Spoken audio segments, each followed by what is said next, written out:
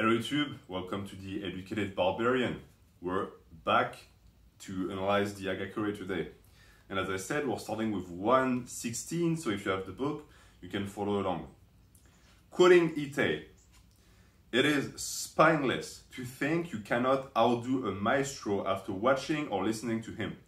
A maestro is also but a human being, as are you. If you consider in what way you are inferior and make your mind up to study the art, then you are ready to master it too." In the same vein as never worship anyone, never think that anyone is above you. It is fine to admire someone for the ability that they have to practice a skill and just the level of mastery that they reached, but do not think that this is unreachable, do not think that they are special because of it. What makes them special is the fact that they, unlike many, were able to put in the work to achieve that. It doesn't mean that the ability to put in the work is special, right? It's the achievement that is great. But the path to the achievement is accessible to anyone and everyone, and that is what role models should be. A role model should never be someone that looks unattainable. And people who preach unattainability based on their own achievements are not good role models, because they do that to inflate their ego. A good role model should be able to guide you along the way to get you to his or her level, and in the hope that you're going to surpass them. They should be reaching out and to pull you up the mountain, not throw rocks at you and tell you that you're nothing and that you'll never do anything. Because usually what those people want, they don't want you to be great because they want you to keep admiring them. You know, they want people devoted to them. And usually you will find that people who are on the path, who are progressing, especially when they reach a certain level, they stop doing that. The adoration doesn't exist because they realize that they can do it too. And if they are sort of humble, they also realize that since they are not that great, the people who are also on the path are not that great either, even if they are maestros. That's what Ite is trying to convey here. Samurai should be hateful of everything and detest falling even a little behind.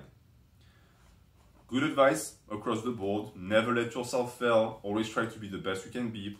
Of course, if you let that turn you into a poor sport, might not be the best. I know that some people are sort of born like this, where they're super competitive and they detest losing. I'm personally not like that. But it's true that usually that type of people are also very good, meaning that because they compete so much and because they never want to lose, they tend to practice more, they tend to be more disciplined, and they tend to rack up more experience than other people. Pay particular attention to your words lest you utter nonsense like "I am a coward," "I will run if things get nasty," "I'm afraid," or "it hurts." Under no circumstances should such aberrations of speech pass your lips, in jest, in your sleep, or when you are babbling incoherently during illness or when you're drunk. Stoicism, what can I say? Sometimes I wonder, because all of the ideologies that I personally resonate with, they all sound stoic to me. They might not be called that, but they're quite stoic. The way of the warrior, Bushido, is pretty much stoicism, but you know, Japanese stoicism or Chinese or whatever you want to call it. Every single region had men who realized that this is a good way to lead your life, and it's going to be potentially the most dignified way of being a man. That's just my opinion, but I resonate with this, right? I don't want a man to say stuff like, "Oh, I'm bad," or I'm not saying not sharing your emotion. That's different. Crying, saying that you're sad, that you miss someone, that's completely different, because these are true expression of the self, and it can be quite healthy. But saying that you're a coward, what is that doing for you? Even if it's truthful, it's shameful. It shouldn't be admitted. Most of the time, it's not even truthful. Those people are just saying that for multiple reasons. Usually, it's because the practice of self-depreciation, especially in men, is promoted nowadays. People like it. You have entire specials by comedians where they basically say, "Oh, I'm terrible," and people laugh at it. It's a culture of self-defeat that is being, taught to kids and to young men nowadays, which is why you hear that so much. People will say, "I will run if things get nasty." I've heard men say that, grown men who told me that if there was a civil war, they would leave, they would run away. And the worst part with this is that I knew they were telling the truth, that they would actually do that they would abandon their aging parents and they would just run. And that is, to me, terrifying, because I know that that now represents a chunk of the male population that is growing, meaning that these guys will not be there if we need them in a war, and that is no good, because certain countries are much more concerned with that than others. And when those two types of countries are going to clash, guess who's going to win? And of course, saying stuff like, I'm afraid, or it hurts. Fear and pain are things that happen to you, but you don't need to suffer them. Pain is a physical, it's a physical feeling. I mean, you cannot evade it, but you can choose to not let it get to you. And it's the same for fear. These are things that you need to have under control. Once you have them under control, life is much easier, but you need to make the effort. It's also the stoic mindset of just being, unmovable, or at least not being movable by that type of emotions that are just purely negative. And Shoujo thinks about that, and he's also he also feels strongly about it, because to him you shouldn't even joke about these things, and even if you're asleep, you shouldn't be saying these things, which I agree with. Here it's Shoujo speaking directly, just like the previous quote. With an unperturbed, invigorated, and dignified state of mind, resolutions can be made within 7 breaths. This is when one's mind is steadfast and clear. Again, taking decisions, not being undecisive, within 7 breaths, which is basically like you take your decision right now. A man who can reason over trifles will become conceited and will take pleasure in being described as odd. He will start boasting that he was born with a personality that doesn't fit well with contemporary society and be convinced that nobody else is above him. Regardless of what abilities a man may possess, he will be of little use if rejected by others. People don't slight those who are eager to help and serve well, and who are readily exhibiting humility to their associates.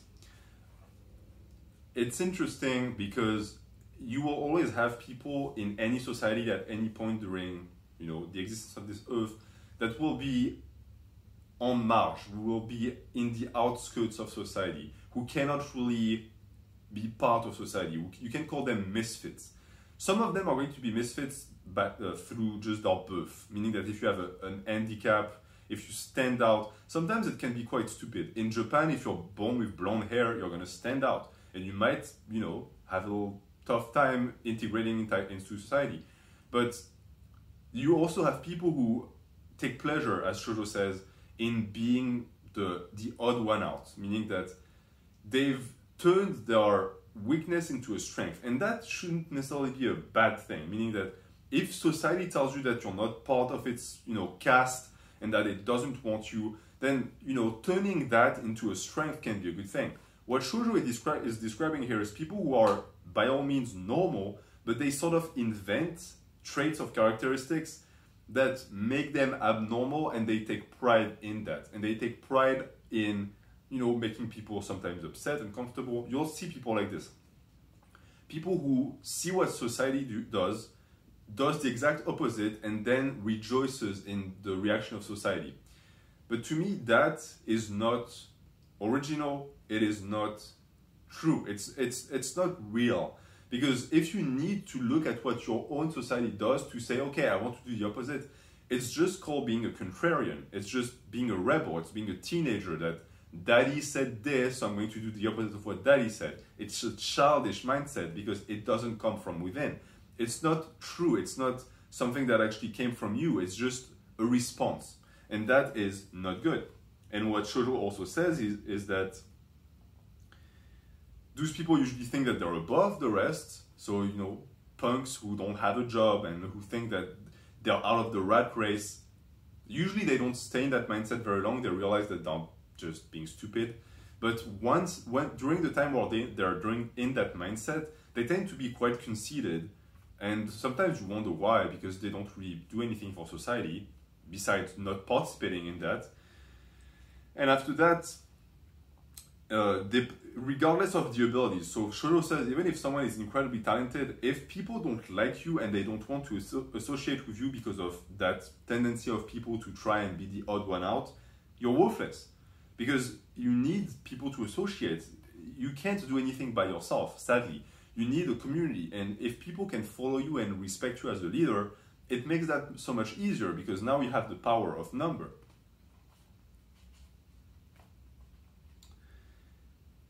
Those with the will to learn should be given instruction. Nothing is more joyous than passing on knowledge to be vicariously useful in service through others. I don't have much to say about it. I cannot agree more. For me, teaching, I've been a teacher for a long time. Teaching is what I do on this channel too. It's its own reward. It just personally makes me happy. And knowing that people are going to pass down those teachings also, it's been useful. And for me, it's what I strive to be. So I agree with Shoujo again. We are very similar in that aspect. Very interesting, this paragraph. A man who is successful when he is too young will not be useful for long. Even though he may be gifted at birth, young men lack maturity in terms of disposition and ability, and will not receive the confidence of others. A man with willpower can quickly overcome any setback because it was not triggered by selfish desires. First paragraph, I will eventually make several videos about it. Talent can be a curse. I have met people in my life who are incredibly talented in one aspect or the other. Talent is not just one thing. For example, being extremely good looking is a talent because it can just serve you in life and, you know, get you very far. Thing is, the people I've known who had those talents early on, it got to their heads. And by the time they were 16 or 17, it was already too late because once those talents are not enough to stand up to what others have accomplished, not only are you just their equal now, but they have built a work ethic. So they're going to keep climbing and you won't. And for me, for example, I was always, in terms of intellectual abilities, I was always good. I was also part of a family who promoted that, so I never got conceited. I always tried to progress. But I always was weak on the physical side of things. And that made me motivated. It's what pushed me to always be better and better and better because I was always the worst at it. And to me, the fact that I was like this when I was young and I was painfully aware that I was, is what made me what I am today. Because I didn't have that ability when I was young. And I cultivated it. And to me, it taught me that I could do anything I wanted. If I had had it when I was young, I would have never worked for it. So I don't know where I would be today, but Shoujo said I would most likely not receive the confidence of others because it's tough to trust people who clearly never worked for anything, because we tend to trust people because they can teach us something, and usually they teach us something about the way they got an achievement, a position, a possession that we want. And if they just tell us, oh, I just got it, I don't know how I got it, how do you trust someone like this? It's not possible. And as far as the end of the paragraph, a man with willpower can overcome any setback because it was not triggered by selfish desires. It's sort of self-explanatory, right? If you're doing things not for your own self, it's much easier to overcome obstacles. I don't know if I agree with that or not, but it's something to think about. Another pearl of wisdom from Shoujo and the Hagakure here, something that I personally have witnessed. An illness will become graver depending on your state of mind. Born when my father was 70 years of age, I was the shadow of a child with a frail constitution. Because I had great ambitions to serve my Lord into my old age, I made every effort to become strong and retain my health and never became ill.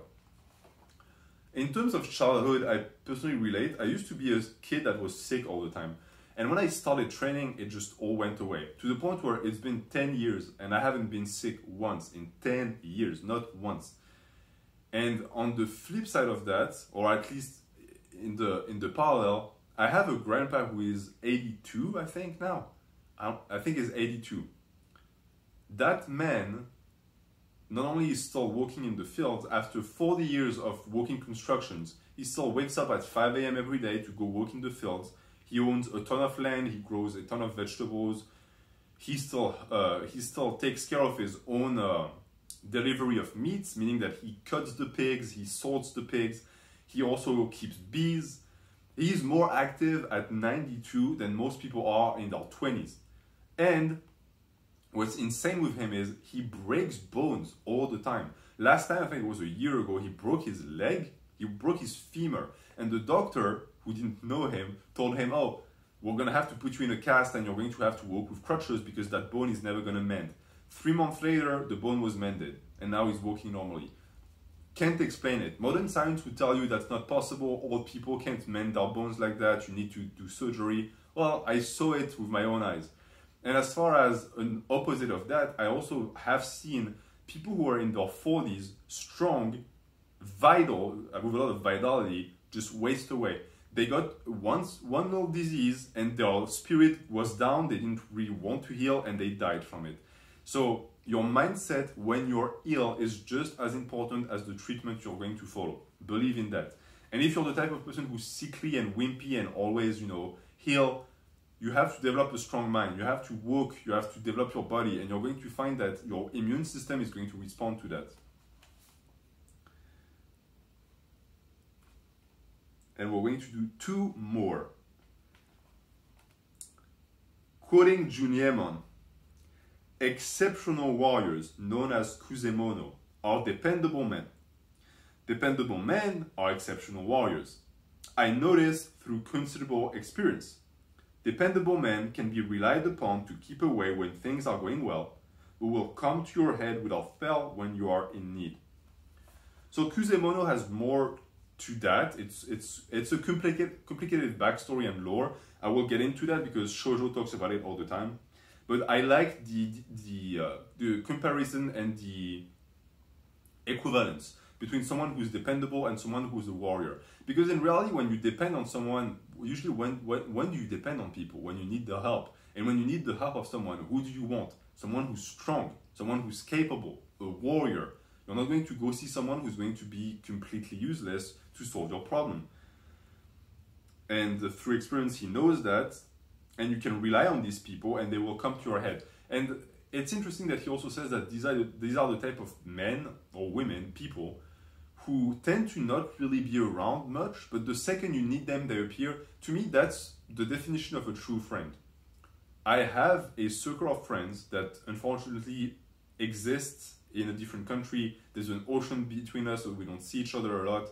But I know that if I had an issue and I sent a message now, in 48 hours they will be there. And they know that the opposite is also true. And funnily enough, those are people that sometimes I don't talk to for 3 months. Because I don't need to check on them. I know they're doing fine. And I also know that if they need my help, they will reach out.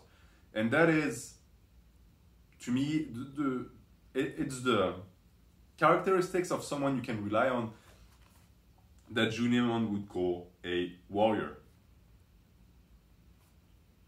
And by the way, if you have friends that are the opposite, that are always around to chit-chat when things are going well, but the second something goes wrong, they leave and you don't hear from them, ditch them, they're not your friends. Last one, a man who possesses a tiny bit of wisdom will criticize the times. This begets misfortune as he digs a hole for himself. A man who is prudent with his words will be useful in prosperous times and will avoid falling full of the law when times are bad. Interesting. You see, anyone with eyes and a brain will notice that things are going on today. The world is changing. For the most part, it's not changing in the direction that is, benevolent. We're going towards the darkness much more than we're going towards the light. But if there's one thing that I detest more than the changing of the times, it's the people who notice it, but don't do anything about it and just complain. If you have the foresight and the ability to contemplate the abyss and where we're heading, do something about it, improve yourself, be a guardian, be a light, instead of just pointing out the darkness and saying, oh, look, it's dark here and we're all going to die. Too many people are like this. To me, that also represents the black pill mentality. I think people who are blue-pilled are more respectable than people who are black-pilled. Because the people who are blue-pilled, they can't really help it. They're just blind. They don't see it. People who are black-pilled, their eyes are wide open, but they choose to close them. And that, to me, is not respectable. And it's not even good for them. It's good for no one. If you want to be on the good side of that, if things are going well, you're going to help within society and things are going to continue being good. And if they're not, you're going to be careful and not fall for the evil. You're not going to become the problem yourself. That expands, you know, we can talk about that for 15 hours. All of those topics are not politically correct. But people who know what I'm talking about will understand what I say. So, I'm going to leave you here. Next week we start at 1:38. We are, about, I want to say, halfway across the book, because the last portion of the book is not really super interesting. It's mostly talking about marriages back in the days, relationships back in the days, and I just couldn't find anything interesting in it. So I'm going to leave you with that. Thank you again for watching. Anyone who follows The Educated Barbarian, thank you again, and I'll be back next week.